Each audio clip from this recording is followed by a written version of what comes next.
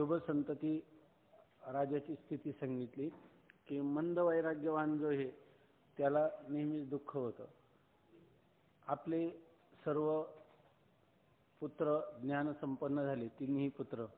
त्यापैकी तत्वदृष्टीचा जी जीवनमुक्ती आहे ती जीवनमुक्ती स्वसंवेद्य कोणाला पाहायला मिळाली, कोणाला त्यातलं रहस्य समजलं नाही आणि त्याच्या देहपाताविषयी काही सांगितलं गेलेलं नाही. परंतु हा जो मधला पुत्र होता तो गंगा तटाकावर तीर्थक्षेत्री एकांतवासामध्ये आपलं कालक्रमणा त्याने केली. आणि तिसरा जो तर्कदृष्टी होता त्यालाही श्रीगुरु कृपेने, शास्त्र कृपेने, अंतकरण कृपेने आणि ईश्वर कृपेने बोध संपन्न झाल्यानंतर तोही परत आपल्या प्रारब्ध बलाने जीवनमुक्ताच्या क्रिया होतात त्याप्रमाणे तो पुन्हा पित्याला भेटण्यासाठी आला. तेव्हा शुभ संतती राजाने त्याला सांगितलं की असं कोणता ईश्वर आहे की जो आपल्या भक्ताचं संरक्षण करतो, असं त्यांना प्रश्न केला. की त्या परमात्म्याचं किंवा ईश्वराचं स्वरूप उपासकाच्या दृष्टीनं तो निद्रा आणि जागृती रहित म्हणजे ज्ञान आणि अज्ञान रहित याचाच ज्ञान स्वरूप, ज्याच्या ठिकाणी अज्ञान कधीच नाही, तर तत्सापेक्ष वृत्तीरूप ज्ञानाचा देखील प्रश्न संभवत नाही असं असणारं जे ईश्वर तत्व आहे. तर ते तत्व कोणतं म्हणजे नेमका ईश्वराचं स्वरूप काय किंवा ईश्वर कोणाला म्हणावं. कारण की अनेक प्रकारची शास्त्र, अनेक प्रकारची दर्शनं किंवा वेदामध्ये परस्पर विरोधाभासात्मक असणारे विचार हे सगळे दिसल्यामुळं त्याचं मन हे गोंधळून गेलं होतं. म्हणून त्याने विचारलं की राज्यातल्या सगळ्या श्रेष्ठ पंडितांना बोलावलं, त्यांची सभा बोलावली आणि त्याच्यामध्ये हा प्रश्न विचारला की निद्रा जागृती रहित, ज्ञानरहित असणारा देव कोणता, असा प्रश्न विचारला. तर तिथं असणारे अनेक प्रकारचे सांप्रदायिक बसले होते, अनेक प्रकारचे पंथाचे लोक होते आणि त्याच्यामध्ये काही पौराणिक होते, काही स्मार्त होते, काही वैदिक होते आणि काही दार्शनिक होते. तर या सर्वांना अनुसरून इथे हे स्पष्ट लिहिलं नसलं तरी अशा प्रकारची ही पंडितांची सभा आहे. तर या ठिकाणी काही लोकांना ईश्वराचं स्वरूप जे आहे ते मानण्याची आवश्यकताच वाटत नाही. ईश्वर असिद्ध आहे, ईश्वरच नाही असं म्हणतात, त्यामुळे त्याच्या स्वरूपाचा त्यांना प्रश्नच येत नाही. आपण काल परवा चिंतन केलं की नैयायिकादी ते ईश्वर मानतात पण अनुमान प्रमाणाने मानतात आणि वेदांत ईश्वर मानतो पण तो श्रुती प्रमाणाने मानतो, म्हणून हे श्रौत आस्तिक आहेत आणि नैयायिक हा तार्किक आस्तिक आहे. अशा प्रकारचे अनेक विचार आहेत. त्याच्यातही पुन्हा काही लोक जे तर ईश्वराचं सगुण साकार स्वरूप मानतात. सगुण साकार स्वरूप मानताना शिव, विष्णू, देवी, गणपती किंवा त्याच्यातही पुन्हा एकाच देवाची, काही एकेश्वरवादी आहेत म्हणजे एकाच देवाची उपासना करावी असे सांगणार आहेत आणि काही अनेकेश्वरवादी आहेत म्हणजे गणपतीची करा, शिवाची करा, सूर्याची करा, देवीची करा असं सांगणार आहेत. अशी सगळी मतं त्या पंडिताच्या सभेत हा शुभ संतती राजा ऐकत आहे. आणि आता काल सांगितल्याप्रमाणे आपल्याकडं चिंतनाची 3 प्रकारची पद्धती. आपल्याला हे जीव काय आहे, जगत काय आहे आणि ईश्वर काय आहे. सदा विचार आहे तस्मात जगत जीव परात्मना. मनुष्याच्या जीवनामध्ये त्याने विचार करावा. का पहिल्यांदा विचारात जायते बोधा, कारण ज्ञान विचारा वाचून होत नाही, विचारा वाचून नपविजे समाधान. परंतु त्या ठिकाणी त्या विचाराची दिशा कोणती असली पाहिजे ते पण शास्त्रकारांनी सांगून ठेवलं. सदा विचार आहे तस्मात जगत जीव परात्मना. मनुष्याने हे जगत काय आहे याचा एक विचार करावा, जीवाचं स्वरूप काय आहे याचा एक विचार करावा आणि ईश्वर म्हणजे काय, हीच 3 विचाराची स्थान आहे. आणि तो जर विचार करायचा तो शास्त्राच्या साह्याने आणि श्रीगुरूंच्या पायाजवळ बसून त्या ठिकाणी हे धडे घेतले जावेत असं त्यांचं म्हणणं आहे. हा विचार जो आहे तो स्वबुद्धीनं होत नाही किंवा केवळ शास्त्रचिंतन स्वबुद्धीनं करूनही होत नाही. त्यासाठी विचार करण्याची दिशा सांगितली की सदा संतोपी गंतव्या, संतांच्या चरणाजवळ बसून याचा अंतर्मुख होऊन अधिकारी होऊन याचं चिंतन केलं तर ह्या जीव आणि जगत आणि ईश्वर या तत्वांचा आपल्याला काही उलगडा होईल. आणि त्या उलगड्याचं स्वरूप कोणत्या दिशेने गेलं पाहिजे हे पाहायचं असेल तर याला प्रमाण आहे वेदांत किंवा उपनिषद.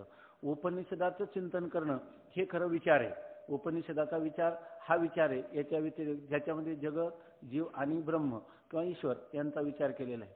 तर तो विचार करत असतानाही जर त्या विचाराची दिशा आपली योग्य आहे कशावरून, जर विचार करीत असताना जीव भाव जगत भाव बाधे स्वात्मा एव शिष्यते, जर आपण जीव मिथ्या आहे, जीवाचं जीवत्व मिथ्या आहे, ईश्वराचं ईश्वरत्व मिथ्या आहे, जगतत्व मिथ्या आहे असं जर कळलं आणि जे उर्वरित राहील मिथ्या पदार्थाचं जे अधिष्ठान राहील ते अधिष्ठान आहे ब्रह्म, ते अधिष्ठान आहे आपला स्वात्मा, आपलं स्वतःचं स्वरूपावरच हे संपूर्ण जीव जगत आणि ईश्वर हे भासमान होत आहेत आणि त्याचा अधिष्ठान जे आहे ते असंग निर्विकार नित्य शुद्ध बुद्ध मुक्त स्वभावान सच्चिदानंदाद्वय स्वरूप आहे.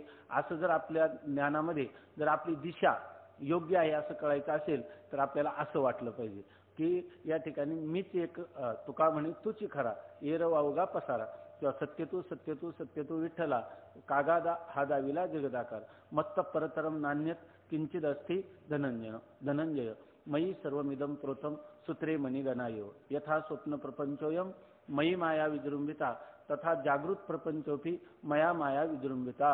संपूर्ण जागृत प्रपंच देखील माझ्या मायेचा विस्तार आहे आणि मी मात्र या अमायिक अशा स्वरूपाचा आहे. मी जीवभाव आणि जगतभाव हे कल्पित आहे आणि केवळ माझा ब्रह्मभाव तेवढाच अवशिष्ट राहिला पाहिजे.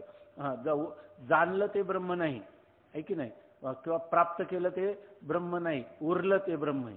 तेव्हा उरलं कोण, फक्त आपला आत्माच त्या ठिकाणी उर्वरित राहतो. आणि अशी जर आपली चिंतनाची दिशा असेल तर ती योग्य दिशा आहे, ती औपनिषदीय तत्वज्ञानाची दिशा आहे.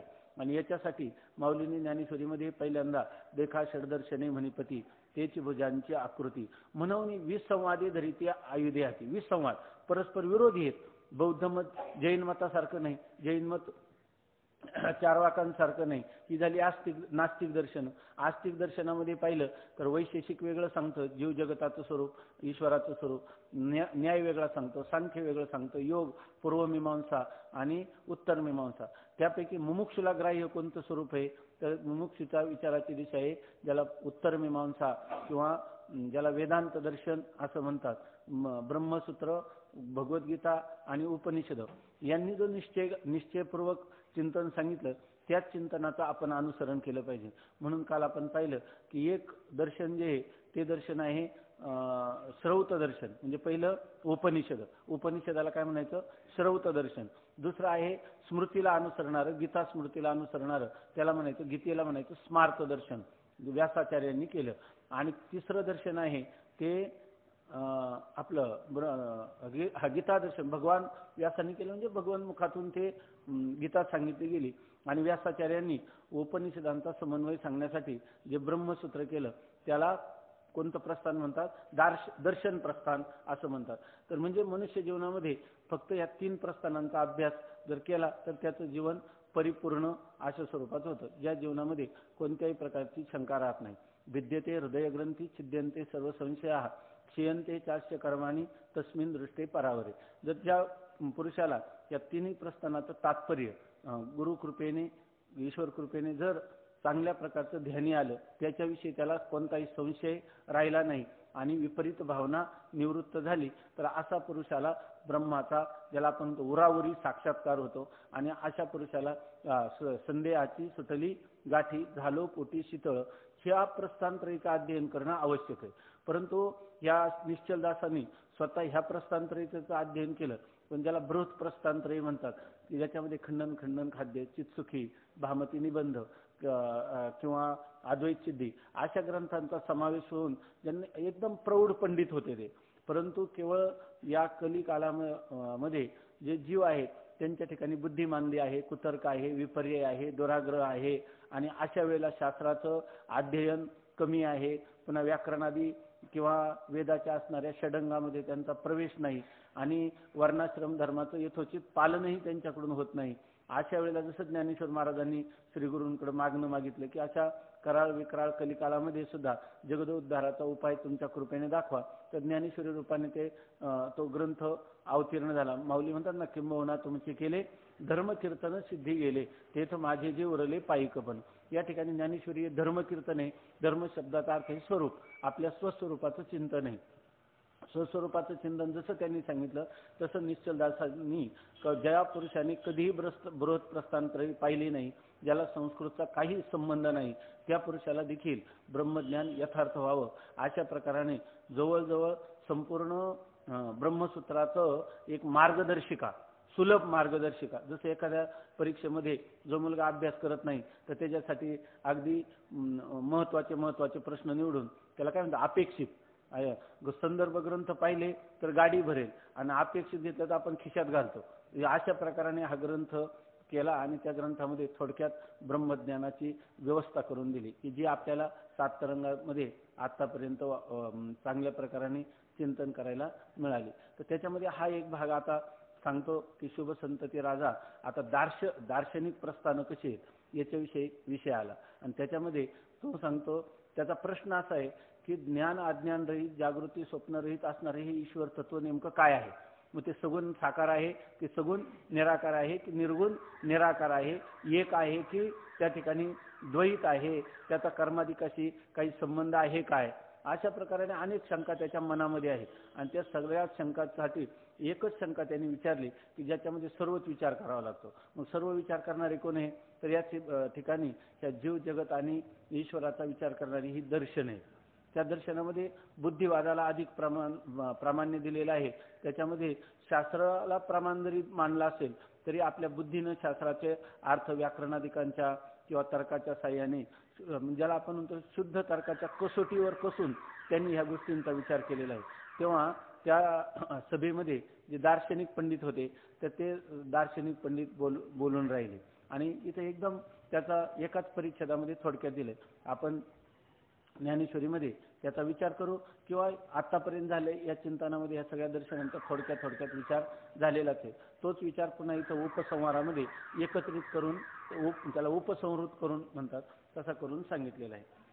6 शास्त्रांचा परस्पर विरोध, सांख्य, पातंजल, न्याय, वैशेषिक, पूर्वमीमांसा आणि उत्तरमीमांसा या 6 शास्त्रांचे मत परस्पर विरुद्ध आहे. कारण की सांख्यशास्त्रात ईश्वराचा अंगीकार नसून योगाच्या साह्यतेशिवाय केवळ प्रकृती पुरुष विवेकानेच मोक्ष होतो असे म्हणतात. थोडक्यात शुभ संतती राजाला मोक्षाची तरी इच्छा होती, तेव्हा मोक्षाचे साधनं ह्या दर्शनाने काय सांगितले त्याविषयी विचार सांगितला. तर पहिलं दर्शन सांगितलं की याच्यामध्ये सांख्यशास्त्र सांगितलं. काय आहे की आपण अनेक वेळा विचार केला, सांख्यशास्त्राचं जर खंडन आपल्याला कळलं तर आपल्याला तत्काल बाकीच्या शास्त्रांचं जवळजवळ खंडन झाल्यासारखं असतं. म्हणून वेदांतामध्ये बऱ्याच वेळेला सांख्यशास्त्राचं खंडन करतात. त्याला म्हणतात प्रधान मल्ल निभरण न्याय. म्हणजे जर एखाद्या पैलवानाने जर एखादा हिंद केसरी त्याला जर त्यांनी चितपट केलं तर त्याला कोणी आवाहन देऊ शकत नाही. आणि मग जर कोणी म्हणायला लागलं पण आमच्या गावच्या काळी पैलवानाला कुठं चितपट केलं, अरे ते हिंद केसरीला पराजित केलं तर तुझा काय. त्याप्रमाणे या ठिकाणी सांख्य मताचं खंडन केलं की मग इतर मतांचं बऱ्याचशा त्यांच्या मताचं खंडन झाल्यासारखं होतं. म्हणून वेदांतामध्ये सांख्य मताचं खंडन करण्यावर बऱ्याच ठिकाणी आचार्यांनी देखील भर दिलेला आहे. सांख्यमत असे मध्यंतरी सांगितलं की सांख्यकारिका किंवा सांख्यसूत्र जर आपण वाचलं तर आपल्याला हे पण कळत नाही आपण या ठिकाणी आत्मा अनात्मा विचार चाललाय की प्रकृती पुरुष विवेक आणि त्याच्यामध्ये माया आणि ब्रह्म किंवा अधिष्ठान आणि आद्यस्थ आपला अधिष्ठान आद्यस्थाचाच विचार चाललाय असं वाटतं. वास्तविक त्याच्यामध्ये प्रकृती आणि पुरुष या दोन्ही नाही सत्यत्व मानलेलं आहे. पुरुष नाना मानलेले आहेत, ऐक नाही. पुन्हा पुरुषाच्या ठिकाणी भोक्तृत्व मानलेले आहे, माया किंवा प्रकृती स्वतंत्र कर्त्री मानलेली आहे, ती पुरुषाला भोगमोक्ष देते असं मानलेले. असा भरपूर फरक आहे, जमीन आसमानाचं अंतर आहे. पण आपल्या ही गोष्ट लक्षात सुद्धा लवकर येत नाही. म्हणून त्या ठिकाणी सांख्यशास्त्राची जी काही रचना आहे किंवा सांख्यशास्त्राचं जे मत आहे ते मत आपल्याला पहिल्यांदा लक्षात यायला पाहिजे, नंतर त्या मताचं खंडन लक्षात यायला पाहिजे. म्हणजे आपल्या अंतःकरणामध्ये वेदांत सिद्धांताविषयी एक दृढ अशा प्रकारची श्रद्धा किंवा संशयरहित भाव निर्माण होतो. म्हणून या ठिकाणी त्यांनी पहिल्यांदा त्या राजासमोर जे दार्शनिक बसले त्याच्यामध्ये पहिल्यांदा सांख्यशास्त्राचा उल्लेख केला.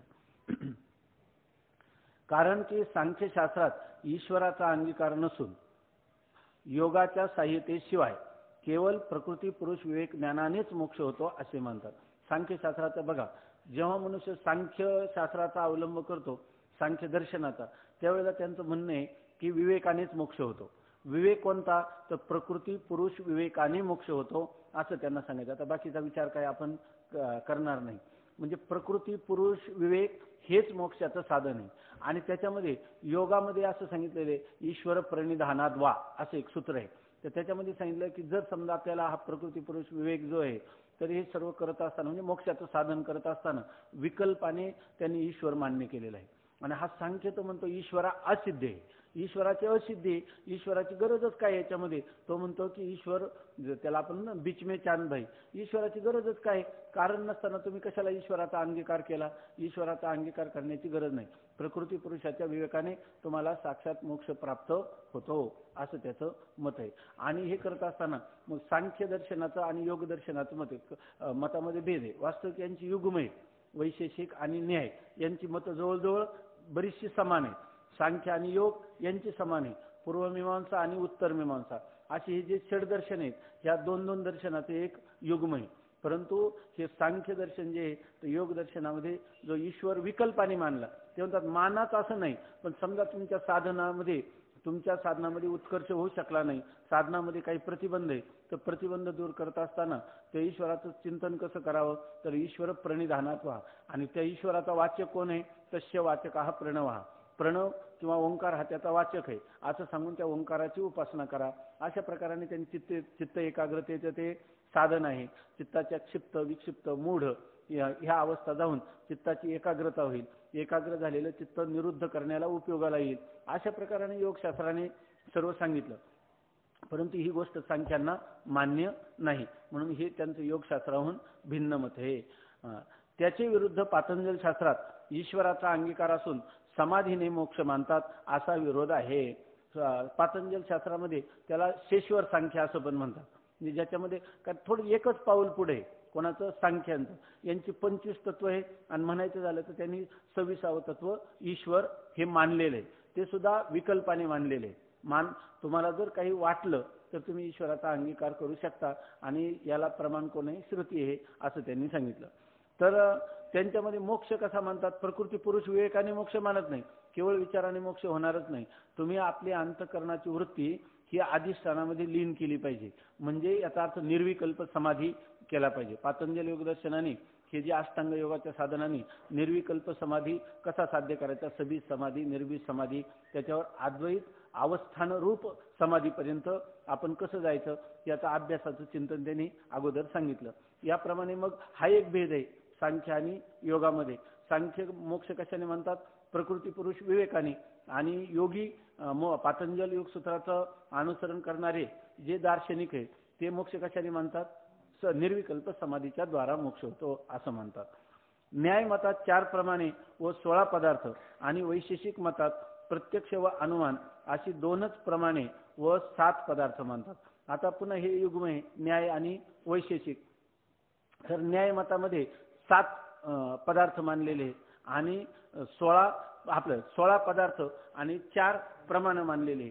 4 प्रमाण म्हणजे प्रत्यक्ष, अनुमान, उपमान आणि शब्द ही 4 प्रमाण न्याय मतामध्ये मानलेले. आणि वैशेषिक मतामध्ये फक्त प्रत्यक्ष आणि अनुमान अशी 2च प्रमाण मानलेले.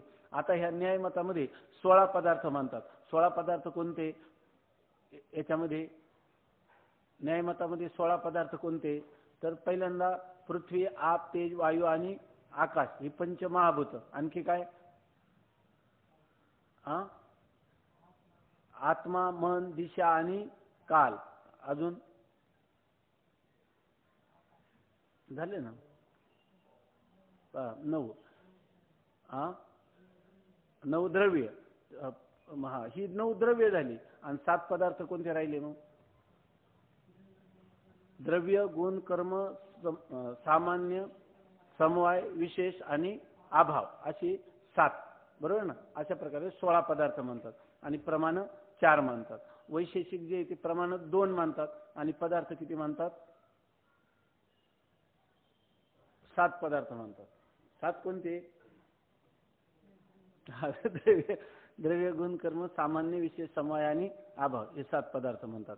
असे पुष्कळ विरोध आहेत. मग आपल्याला जरी दिसलं नैयायिक आणि वैशेषिक यांच्यामध्ये अंतर्गत विरोध आहेत की नाही, त्याच्यामध्ये काही गोष्टी जरी समान असल्या तर परस्पर पुष्कळ विरोध आहे. मग आता सांख्य आणि योग झालं, न्याय आणि वैशेषिक. मग हे जे त्या शुभसंतती राजासमोर बसले, प्रत्येकाने आपल्या दर्शनाचं चिंतन सांगितलं. परंतु जिज्ञासूस त्याची जरूर नाही म्हणून लिहित नाही. आता हे सगळे विचार आहेत, तर ते म्हणतात की जिज्ञासू जो मुमुक्षू आहे त्याला ह्या वैशेषिक आदी दर्शनांची गरज नाही. काल त्या स्वामी महाराजांनी सांगितलं किंवा हे आळंदीचे जे साधक आहे हे संपूर्ण भारतामध्ये वेदांताचं चिंतन करण्याला सरस ठरतात. याचं कारण काय आहे, त्यांना बाळकडू अगोदर जे आहे ते वेदांताचं आहे, आणि बाकीचे लोक जे ना दर्शन शिकता ते म्हणतात आपल्याला दर्शन शिकायचे, न्याय दर्शन, सांख्य दर्शन, आणि कोणत्या तरी एखाद्या दर्शनाचा त्यांच्यावर प्रभाव होऊन जातो, आणि त्यामुळे त्यांची बुद्धी जी आहे ती वेदांतात प्रविष्ट होत नाही, किंवा झाली तर अनेक शंकांनी युक्त अशी असते. त्यामुळे ते म्हणे की ही पद्धत जी आहे, अगोदर वेदांताचं चिंतन करायचं, नंतर बाकीच्या दर्शनांचं चिंतन करायचं. म्हणजे आपला पिंड जो आहे तो वेदांताचा घडला पाहिजे, आणि त्याला अनुसरून असणारे मग हे जे पूर्व पक्ष आहे त्याचं खंडन वेदांताने अनेक ठिकाणी केलेले आहे. पण त्याच्याविषयी आपल्याला महत्वबुद्धी राहत नाही, त्याच्याविषयी गौरव बुद्धी राहत नाही. आपल्याला काय सिद्धांताची जी नजर आहे ती वेदांताची जतन करूनच मग आपण चिंतन करतो, असं काल सांगितलं ना त्यांनी. त्याप्रमाणे या ठिकाणी ते म्हणतात जिज्ञासू जरूर नाही. जसं आपल्याला जेवायला आज द्वादशी आहे, तर जेवायला ताटामध्ये वाढलेले पदार्थ आहेत अनेक, आपल्याला समजा पंचपक्वान्न नाही, त्याच्याबरोबर पापड, लोणची, ते काय दुसरं मठ्ठा सगळे असतात, चटणी, कोशिंबीर. तर आपण अगोदर काय खातो, आपण त्या काकडीची कोशिंबीर आहे त्याच्याच बरोबर जर सगळं जेवण केलं तर पक्वान्न तशीच राहतील.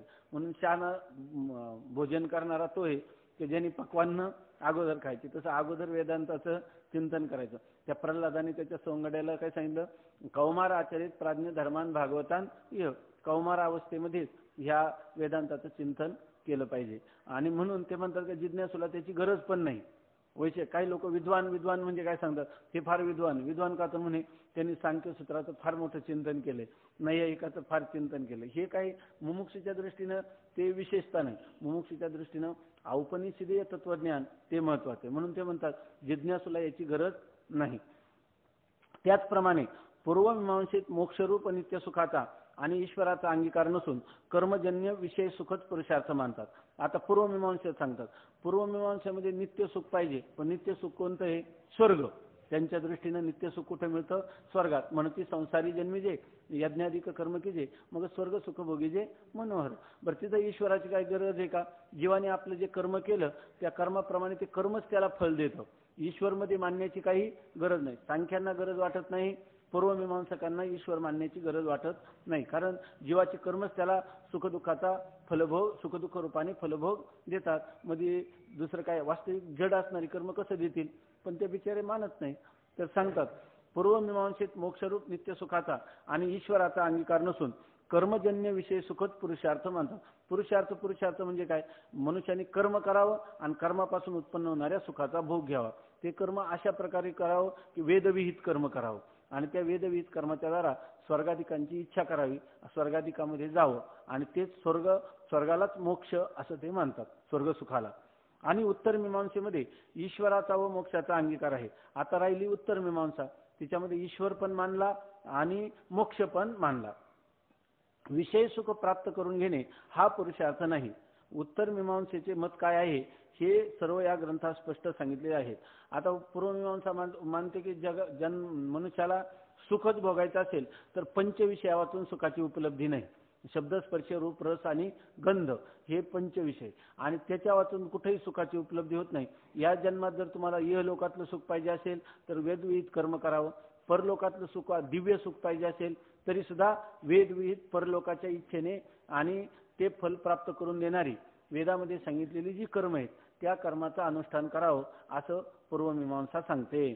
आता उत्तर मीमांसेमध्ये मात्र ते सांगतात विषयात सुख मुळीच नाही. उलट काय केलं पाहिजे, ऐहिक किंवा पारलौकिक विषय सुखाचा त्याग केला पाहिजे, आणि त्या पुरुषाने ऐहिकीचे का पारत्रीचे भोगपायिक झाले या इच्छेचे भोगावे न रुचे मना माझी अशी त्याची भूमिका असली पाहिजे. म्हणजे त्याने सर्व संयोग परित्याग केला पाहिजे किंवा विधीपूर्वक कर्माचा परित्याग केला पाहिजे. मग कर्माचा परित्याग करायचा याचाच अर्थ काय, विषय सुखाच्या इच्छेचा परित्याग करून त्याने अंतर्मुख होऊन त्या ठिकाणी मोक्ष साधनांमध्ये प्रवृत्त झालं पाहिजे. अंतरंग साधना आहेत श्रवण मनन आदी, याच्यामध्ये प्रवृत्त झाले. हे म्हणणं कोणाचं आहे, उत्तर मीमांसेचं म्हणणं आहे.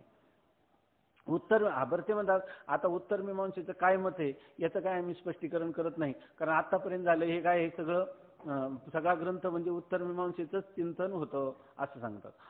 बाकीच्या शास्त्रांचे मत उत्तर मीमांसेहून विरुद्ध असून त्यात भेद प्रतिपादन केला आहे. आणि बाकीची सगळी जी शास्त्र आहेत ते उत्तर मीमांसेपेक्षा वेगळी. उत्तर मीमांसा हे एकच दर्शन असे की ज्याच्यामध्ये अभेद, जीव आणि ब्रह्माचा अभेद प्रतिपादन केलेला आहे. बाकी सर्व दर्शनं भेदवादी. ते जीवाजीवाचा भेद मानतात, जीव ईश्वराचा भेद मानतात, ईश्वर जडाचा भेद मानतात, जड जडाचा भेद मानतात, जड जीवाचा भेद मानतात, सर्वच प्रकारचे भेद ते मानतात. आणि उत्तर मीमांसा जे आहे तर ते काय म्हणतात, भेद नाही, उलट द्वितीयाद्वयी भयम भवती. मनुष्याला जितकं द्वैत आहे दुजे जवळ घडे तो संसार भय जोडे, हे आपुलेनी तोंडे बोलती वेद. ज्ञानेश्वर महाराज भगवत पूज्यपाद शंकराचार्य यांचं समर्थन आहे की वेदाला द्वैत सांगायचं नाही. वेदाचं तात्पर्य काय आहे, अद्वैताच आहे. भाषा जरी द्वैताची असली तरी त्याला नाईलाज आहे. अद्वैत सांगावे बोले तही द्वैत घेपे, किंवा वेदाची भाषा आहे अध्यारोप अपवादाची, असं उत्तर मीमांसेने चिंतन केलेलं आहे. उत्तर मीमांसेत भेदाचे खंडन करून आभेदाची सिद्धी केली आहे. उत्तर मीमांसा दर्शन म्हणजे काय, आभेद सिद्धच आहे, ऐक नाही का, आभेद करायचा आहे का आभेद सिद्धच आहे. मग करायचंय काय तर बाबुळीची सारावी हाते वाचून पाणी तवा असे ऐते. त्याप्रमाणे फक्त भेदवाद्यांचं मत चुकीचं आहे म्हणून त्या खंडन खाद्यामध्ये ते आपले हिवाळ्याच्या दिवसामध्ये सूर्याची किरण घेत बसलेले बाहेर कुठल्या आसनावर, आणि कोण हर्षल मिश्रा, आणि त्यांच्याकडं पंडित आले हे द्वैतवादी, आणि त्यांना म्हणे काय करतात, ते त्यांना काय करतात तर ते म्हटले नाही की मी अंतर्मुख होऊन ब्रह्मचिंतन करतो, जगन्मिथ्यात्व चिंतन करतो, असं म्हटलं नाही. जगन्मिथ्याच आहे त्याचं काय चिंतन करायचं, आणि ब्रह्म माझं स्वतःचं स्वरूपच आहे, आणि जे ज्याचं स्वरूप असतं ते त्याला विषय होत नाही, मग चिंतन काय करायचं, काही नाही. मग सांगायचं झालं तर मनुष्याला कौतुक वाटावं का ब्रह्मचिंतनात, का मिथ्यात्व निश्चयात कौतुक वाटावं, का कशातच कौतुक वाटू नये, पैशातच कौतुक वाटू नये, अशा स्वयंमयी प्रतिष्ठित असे ते हर्षल मिश्रा बसलेले, जे खंडन खाद्याचे ग्रंथ करते रचनाकार, ते बसलेले होते.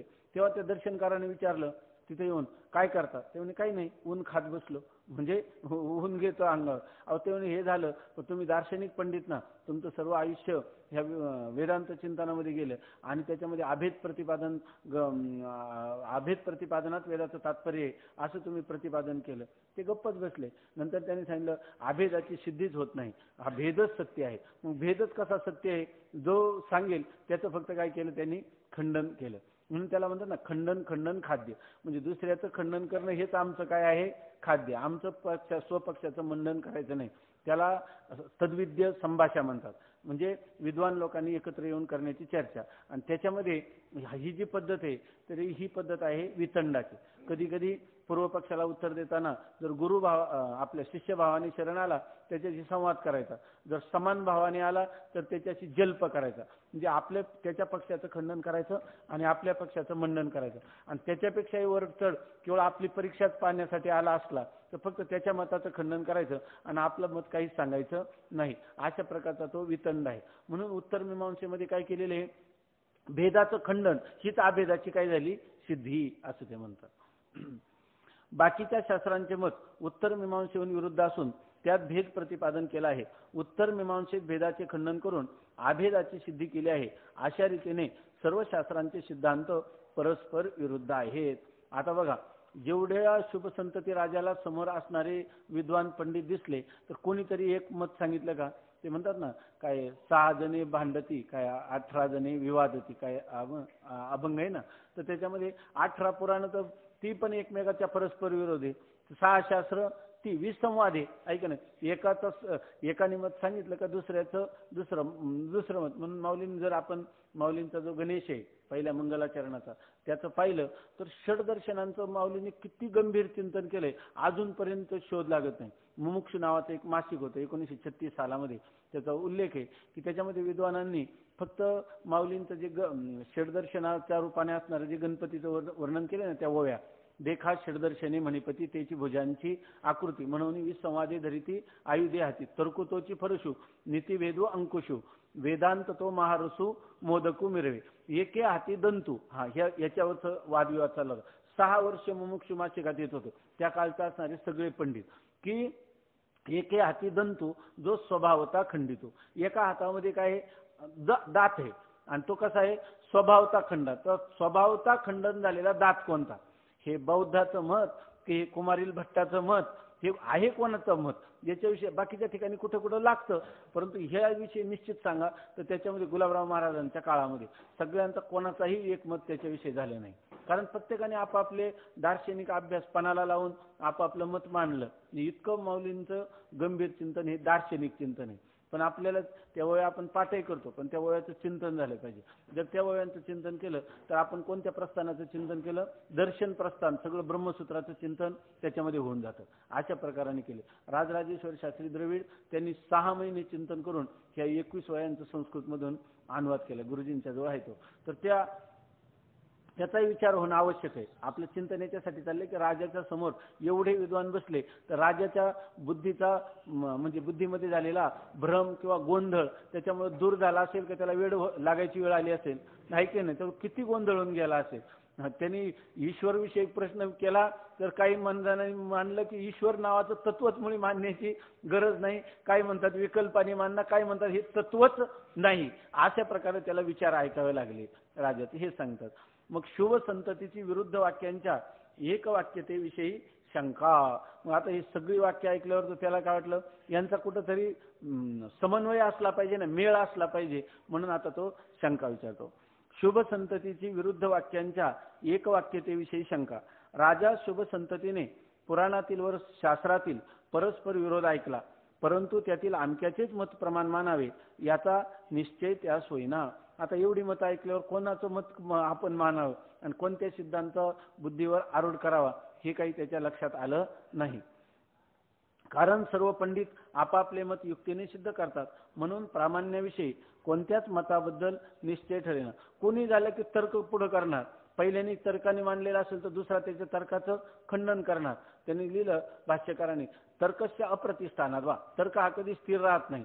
एकाने ईश्वर सिद्धी केली तर दुसऱ्याने ईश्वराची असिद्धी केली, तिसऱ्याने इतकं मत त्याचं जोरदार मानलं की पुन्हा ईश्वराची सिद्धी केली. आता राजाला प्रश्न पडला की ईश्वराची सिद्धी की ईश्वराची असिद्धी. एकाने सांगितलं की जीवाचं कर्मच त्याला स्वर्गादी फलभोग प्राप्त करून देतो. एक म्हणायला लागला जड कर्म जड आहे आणि मनुष्य कर्म इथं करतो आणि स्वर्गात त्याचा फलभोग होतो कसा.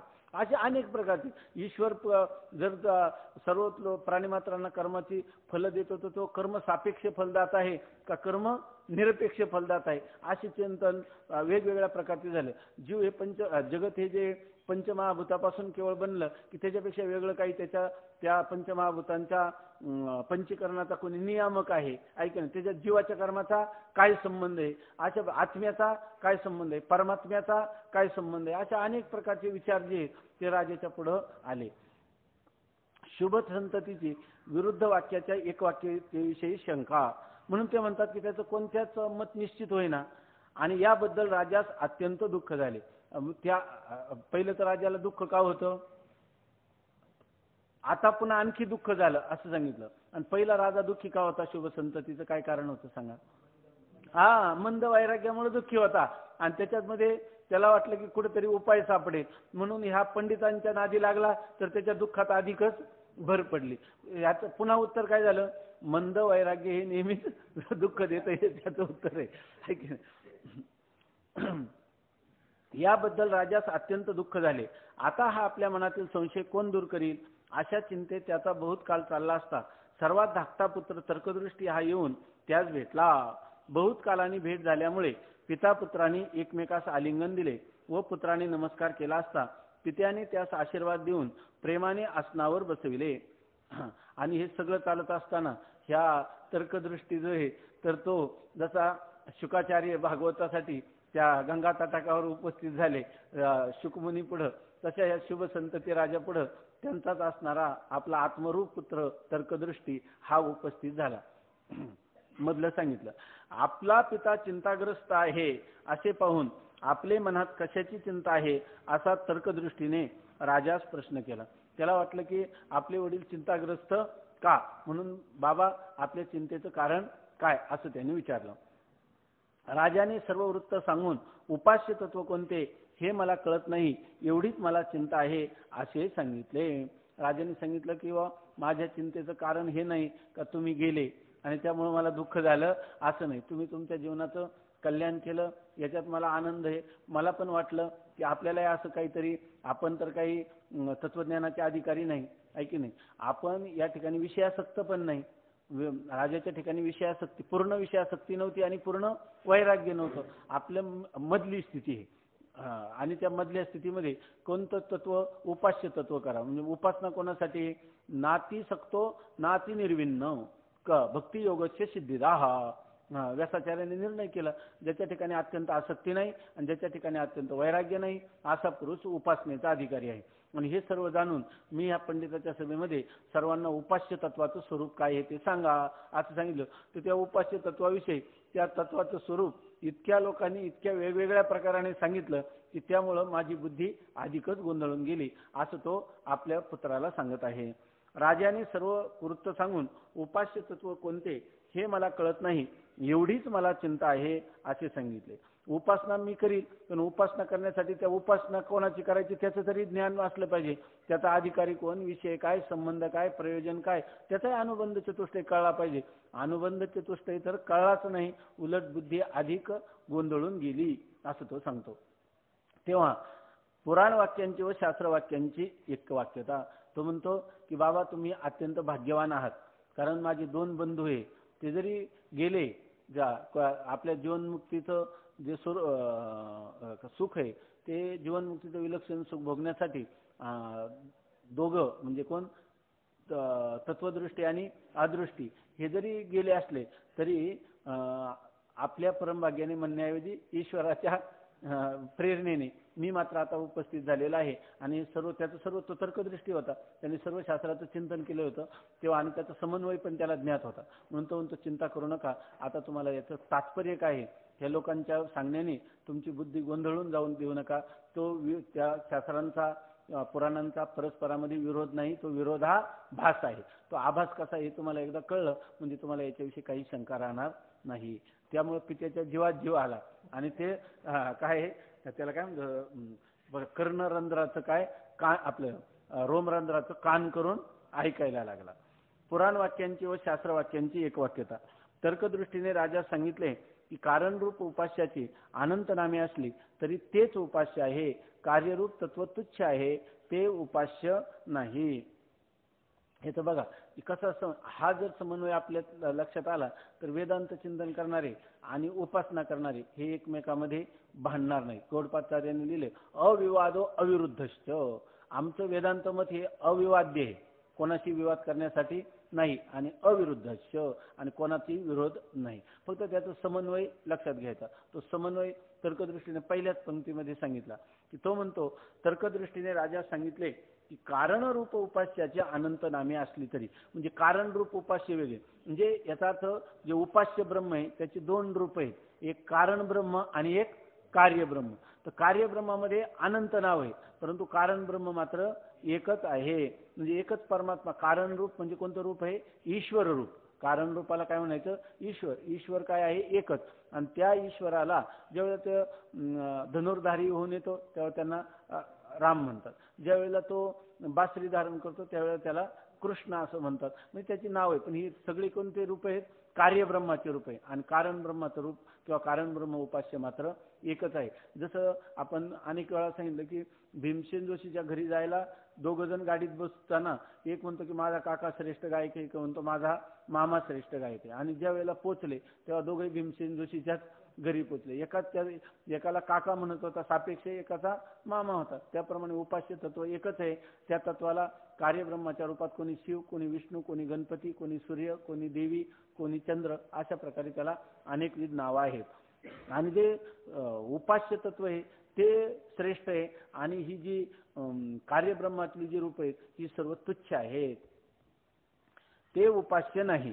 हा वेदाचा काय कारणरूप उपास्याचे अनंत नामे असली तरी तेच उपास्य आहे, कार्यरूप तत्व तुच्छ आहे, ते उपास्य नाही. कार्यब्रह्माची उपासना आहे. ही कोणती उपासना सांगितलेली? जे देवी कुबेर ही तैसेची, आहे की नाही? हे जे सर्व आहे हे कार्यब्रह्म आहे. आणि कारण ब्रह्म कोण आहे?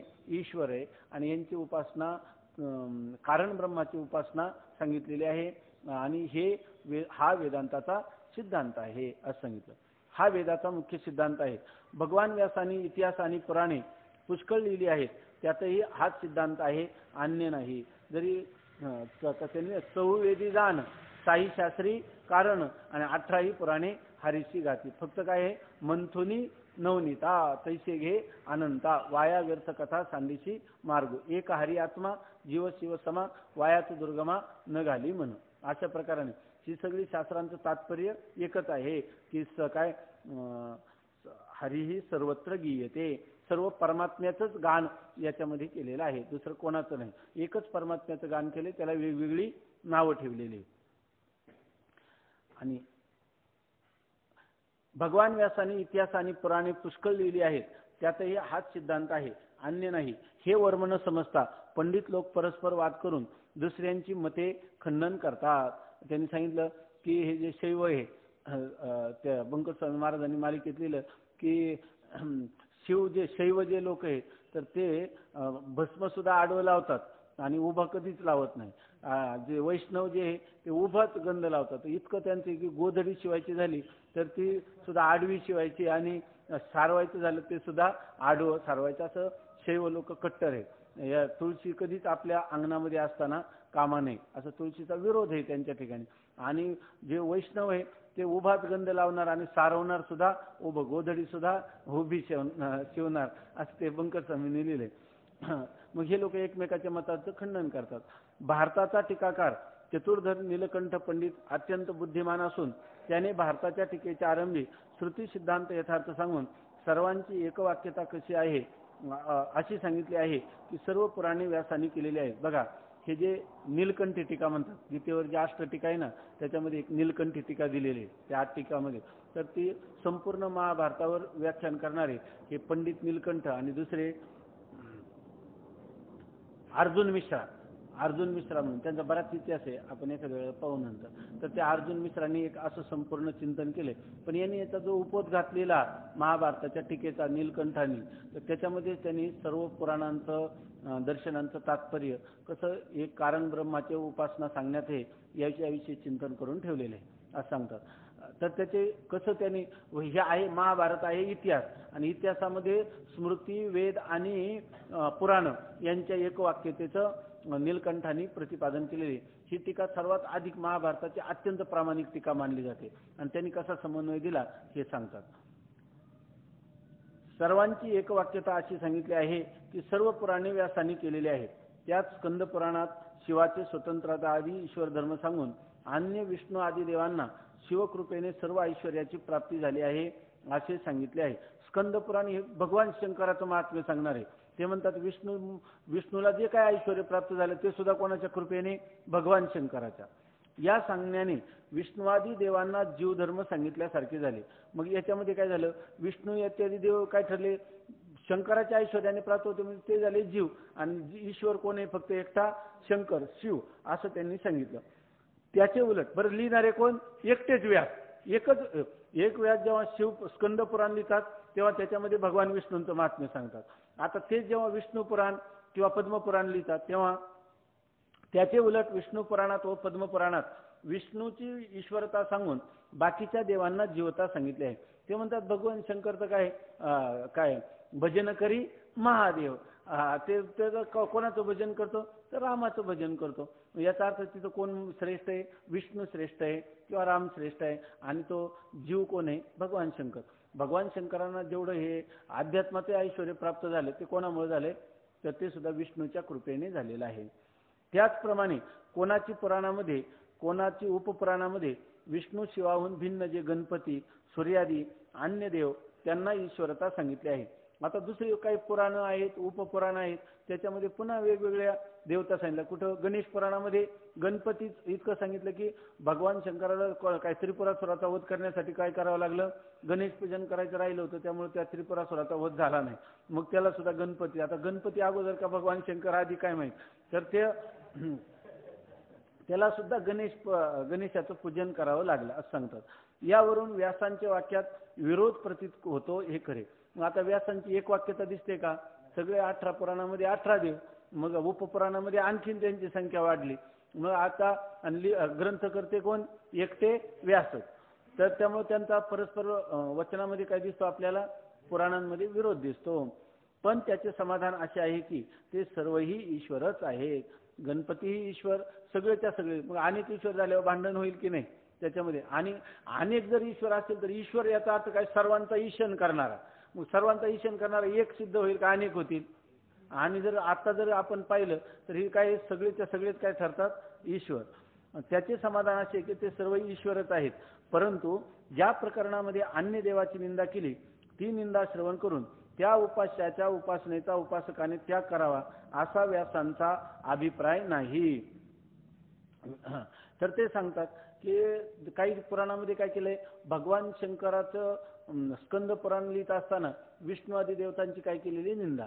नंतर पद्मपुराण आणि विष्णू पुराण लिहिताना भगवान शंकर ब्रह्मदेव यांची निंदा केली. तर याच्यामध्ये याला म्हणतात अर्थवाद. थोडक्यात आपण अनेक वेळा पाहिलेले की यामध्ये निंदा करायची म्हणजे भगवान शंकराची जेव्हा स्तुती करतात आणि विष्णूची निंदा करतात तेव्हा भगवान शंकराची स्तुती करण्यापाठीमागं या विष्णूची निंदा करण्यात तात्पर्य नाही. नाही निंदा निंदितुम प्रवर्तते किंतु विधेयम स्तोतुम. भगवान शंकराच्या विषयी अंतःकरणामध्ये आपल्याला जे शंकराचे उपासक आहे त्यांच्याविषयी एकनिष्ठ भक्ती व्हावी एवढंच त्याचं सांगण्याचं तात्पर्य आहे. त्याच्यामध्ये सगळेच हे ईश्वर आहे. जो भगवान विष्णूचा उपासक असेल त्याच्या दृष्टीने विष्णू ईश्वर एकच तत्व, त्याला काय म्हणतो? विष्णू. आणि त्याच तत्वाला जो शिवोपासक असेल त्याने म्हणायचं त्याला शंकर तत्व असं म्हणतात. म्हणजे त्यांचा विरोध नाही. याला कोणतं अंग म्हणतात? कोणत्याही शास्त्राचं चिंतन करताना षडंगाने केलं पाहिजे, षडलिंगपूर्वक केलं पाहिजे.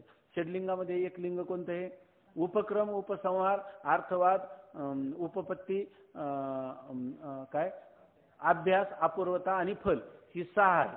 त्याच्यामध्ये एक कोणतं आहे? अर्थवाद. अर्थवाद म्हणजे ज्याच्यामध्ये एक विषय आपल्या बुद्धीवर आरूढ होण्यासाठी त्याच्या विरुद्ध असणाऱ्या विषयाचं काय केलेलं असतं? खंडन केलेलं असतं. खंडन करण्यात तात्पर्य नसतं. जो श्रेष्ठ पदार्थ आहे तो आपल्या बुद्धीवर आरूढ करून द्यायचा असेल. ज्याची निंदा केली त्याची निंदा करण्यात तात्पर्य नाही. आपलं जे विधेय आहे त्याची स्तुती करण्यात तात्पर्य आहे असा अर्थ घ्यावा.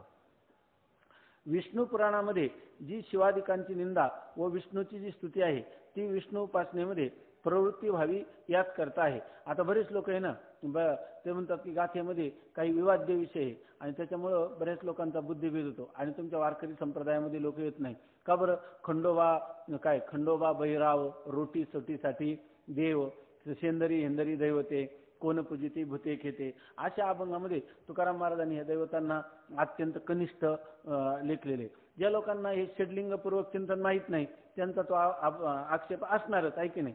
तर त्या ठिकाणी तुकाराम महाराजांना पांडुरंगाची एकनिष्ठ भक्ती व्हावी एवढंच सांगण्यात तात्पर्य. खंडोबा बैरोबा यांचं निंदा करण्यात तात्पर्य नाही. आणि कोणतंही बोलणं झालं की त्याच्यामध्ये अर्थवाद हे एक लिंग आहे, त्या अर्थवाद लिंगाला अनुसरून बोलावं लागतं. त्याप्रमाणे जगद्गुरु तुकाराम महाराजांनी अशी विधानं केलेली आहेत. नाही तर गणोबा विक्राळ लाडू मोदकाचा काळ असं म्हटल्यामुळं जे गणपती उपासक आहे ते वारकऱ्यांचे एकदम कट्टर विरोध होऊन जातात. अहो यांच्या गाथेमध्ये तर असं लिहिलं, असं त्याचं तात्पर्य नाही. विष्णू पुराणामध्ये शिवादिकांची जी निंदा व विष्णूची जी स्तुती आहे ती विष्णू उपासनेमध्ये प्रवृत्ती व्हावी याकरता आहे. तशी शैव पुराणामध्ये विष्णवादिकांची निंदा विष्णू उपासनेच्या त्यागार्थ नाही, ती निंदा शिवोपासनेमध्ये प्रवृत्त्यर्थ आहे. आणि हा सगळा काळामध्ये जसं काही ज्या गोष्टी संप्रदाय परंपरा त्यांच्यामध्ये विरोध येत असतात कारण काळाच्या ओघात. अशा वेळेला ज्या लोकांनी शैव आणि वैष्णव यांचा एकदम वादाचा काळ जेव्हा निर्माण झाला, आपल्या नरहरी महाराजांचं चरित्र माहिती आहे की पांडुरंगाच्या त्या करगुट्याचं माप घ्यायला सुद्धा तो यायला तयार नाही कारण मी शैव आहे अशी स्थिती होती. नंतर मग त्यांना काही अनुभव आले आपल्या सगळ्यांना माहिती आहे. तर त्याच्यासाठी आपल्या संप्रदायामध्ये जे समन्वयाचं चिंतन तुकाराम महाराजांनीच करून ठेवलं. हरिहरा भेद नाही करू नका वाद, एक एकाचे हृदय गोडी साखरेचे ठाई. किंवा नामदेव महाराजांनी हेच काम केलं. रामपूजी भजन करी महादेवन रामपूजी सदाशिव, अशा प्रकाराने त्यांचा समन्वय केला. विशेषतः कर्नाटकाच्या आणि महाराष्ट्राच्या जवळच क्षेत्र कोणतं? पंढरपूर. आणि त्यामुळं कानडा व विठ्ठलू कर्नाटक, त्याचं काय वास्तव स्वरूप काय? कानडा का झाला? अर्थवाद कळलाच नाही म्हणून, आहे की नाही. म्हणून त्या ठिकाणी त्यांनी सांगितलं की ह्याचा समन्वय करण्यासाठी संतांनी हा शैव आणि वैष्णव यांच्यामध्ये असणारा तंटा किंवा भांडण मिटवण्याच्या दिशेने अशा प्रकारचं सर्व समावेशक अशी दृष्टी मधल्या काळात, म्हणजे ज्याला आपण मध्ययुग म्हणतो वाङ्मयाचं, त्या काळात त्यांनी स्वीकारली. जर व्यासांनी केलेली निंदा उपासनेच्या त्यागार्थ म्हणावी तर सर्व देवतांच्या उपासनेचा त्याग होईल. तुम्ही म्हणाल की व्यासांनी काय सांगितलं की ज्या अर्थी विष्णूचं महत्व सांगितलं, शंकराची निंदा केली म्हणजे शंकराच्या याचा त्याग. आता तो मग विष्णूची उपासना करणार एखाद्याने घेतलं पुन्हा स्कंद पुराण, तर कोणाची तो उपासनेचा त्याग? शंकराच्या उपासनेचा त्याग. आणि 18 पुराणे पाहिली तर काय भांबावली, काय भांबवून गेला, काय झालं? कोणत्या देवाची उपासना करत? अहो हे देव म्हटलं की त्याची ह्या पुराणात निंदा, तो देव म्हटला तर त्याची दुसऱ्या पुराणात निंदा. मग आता कोणाची उपासना करावी? उपास्य शिल्लक राहणार नाही, कारण सर्व निंदनीय. हे म्हणजे व्यासांचं जर तात्पर्य असलं किंवा शिवाचं महत्व सांगताना विष्णूची निंदा म्हणजे त्याच्या उपासनेचा त्याग असे सांगण्यात तात्पर्य नाही. आणि काढलं तर काय असा आक्षेप येतो की 18 पुराणातून हाताला काय आलं? काहीच आलं नाही. उपास्य शिल्लक राहिलं नाही तर उपासना करायची कोणाची, असा प्रश्न होईल की नाही. सर्व उपासनेच्या त्यागाविषयी व्यासांचे मनोगत असणे संभवनीय नाही, म्हणून अन्याची निंदा एकाच्या स्तुत्यर्थ आहे, त्यागाकरता निंदा नाही. म्हणून अन्याची जी निंदा केलेली आहे, जे आपलं उपास्य आहे एक त्या पुराणाचं उपास्य, तर त्याच्या व्यतिरिक्त निंदा केली त्याच्या त्यागाच्यासाठी केलेली नाही. याच दृष्टांत असा की आता बघा दृष्टांत दिला की दोन वेदामध्ये एक सूर्योदयाहून पूर्वी व दुसरा सूर्योदयानंतर असे अग्निहोत्राचे 2 काल सांगितले आहेत. त्यांनी सांगितलं की स्वर्गकामो अग्निहोत्रेन जुह्यात, असं पूर्वमीमांसेमध्ये वचन आहे. तर त्याच्यामध्ये ज्याला स्वर्गाची कामना आहे त्याने अग्निहोत्र करावं. पण त्या अग्निहोत्राचा काल सांगताना एकाने सांगितलं सूर्योदयाच्या पूर्वी आणि एकाने सांगितलं सूर्योदय झाल्यानंतर. दोन्ही वेदवचनं मिळतात ज्या वेदवाङ्मयामध्ये. त्यात उदय कालाच्या वर्णनाच्या प्रसंगी अनुदय कालाची निंदा, अनुदय कालाच्या वर्णन प्रसंगी उदय कालाची निंदा केली आहे. या आता ज्या वेळेला सूर्योदयानंतर अग्निहोत्र करावं असं सांगितलं, तेव्हा सूर्योदयाच्या पूर्वी जर अग्निहोत्र केलं तर त्याची काय गेली? निंदा. आणि ज्यांनी सूर्योदयाच्या पूर्वी अग्निहोत्र स्वीकारलं त्यांनी सूर्योदयानंतर केलेल्या अग्निहोत्राची निंदा केलेली आहे. त्या प्रसंगी निंदेचे तात्पर्य त्यागातच असते, तर दोन्ही कालात होमाचा त्यागच होईल. मग अग्निहोत्र करायचं कधी? दोन्हींचा त्याग वेदातच मिळतो. मग याचा अर्थ सूर्योदयाच्या पूर्वी करायचं नाही आणि सूर्योदयाच्या नंतरही करायचं नाही, त्याचा त्यागच करायचा. मग त्याचा करायचाच नाही, त्यागच करायचा होता, तर ते लिहिले कशाला? अग्निहोत्रेनं जुह्यात कशाला, अशी शंका येईल की नाही. म्हणून कोणत्याही वेदवचनाचा संत वाङ्मयाचा आपण साधक बाधक विचार करून अर्थ केला पाहिजे. आणि ते करण्यासाठीच हे जे जोग महाराजांनी हे जे आपल्याला हे जी दिशा दिलेली की पंचदशी, विचारसागर, ज्ञानेश्वरी किंवा विचारचंद्रोदयासारखे ग्रंथ पूर्वीच्या अभ्यासात होते ते, तर याच्यामध्ये आपल्याला एक कोणत्याही विषयावर षड्लिंग काय, व्याख्यानम पंचलक्षणम कसं, उपक्रम उपसंहाराधिकाच्या विचाराने त्याचं तात्पर्य कसं काढावं, ही दिशा आली पाहिजे. आणि ह्या दिशेने मग आपण जो अर्थ करू तर तो अर्थ शास्त्राच्या अविरुद्ध होईल आणि तो अर्थ विवाद्य राहणार नाही. अविवादो अविरुद्धश्च. आणि याच्यासाठी महत्वाची गोष्ट कोणती? तर वेदांताची नजर घेतली तर हे असे वाद उपस्थित होत नाही. आता यांनी किती थोडक्यात समन्वय केला की नाही त्याचा. तर दोन्ही कालात होमाचा या प्रसंगी निंदेचे तात्पर्य त्यागातच असते. ज्या अर्थी अग्निहोत्राची निंदा केली त्याचं तात्पर्य काय आहे? त्या अग्निहोत्राचा त्याग. असं जर म्हटलं तर दोन्ही कालात होमाचा त्यागच होईल. तुम्हाला अग्निहोत्र सूर्योदयापूर्वी करता यायचं नाही आणि सूर्योदयानंतरही करता येणार नाही. आणि नित्यकर्माचा त्याग तर संभवत नाही. आणि अग्निहोत्र हे नित्यकर्म आहे. नित्यकर्म याचाच अर्थ त्याचा कधीच त्याग होत नाही असा त्याचा अर्थ. म्हणून उदय कालाच्या स्तुती करता अनुदय कालाची निंदा व अनुदय कालाच्या स्तुतीकरिता उदय कालाची निंदा आहे असेच म्हणणे भाग आहे. मग त्यांना त्या ठिकाणी अनुदय कालाची निंदा करण्यात तात्पर्य नसून उदय कालाची स्तुती करण्यात तात्पर्य आहे. किंवा सूर्योदयानंतर ज्याचं समर्थन करायचं त्याच्यामध्ये काय आहे? अनुदय कालाची स्तुती, आपलं उदय कालाची स्तुती आणि अनुदय कालाची निंदा केली. मग अनुदय कालाचा त्याग करण्यात सांगण्यात तात्पर्य नाही, उदय कालाची स्तुती करण्यात त्याचं तात्पर्य आहे असेच म्हणणे भाग आहे.